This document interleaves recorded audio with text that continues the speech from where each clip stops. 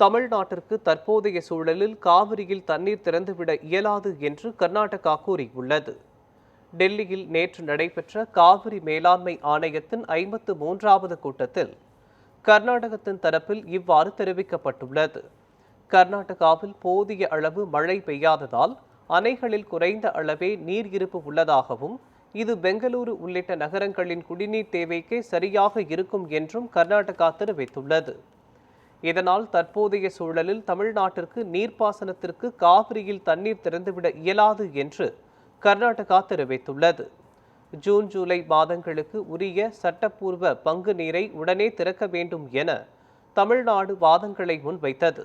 எனினும் கர்நாடகாவிற்கு உத்தரவு எதுவும் பிறப்பிக்கப்படவில்லை.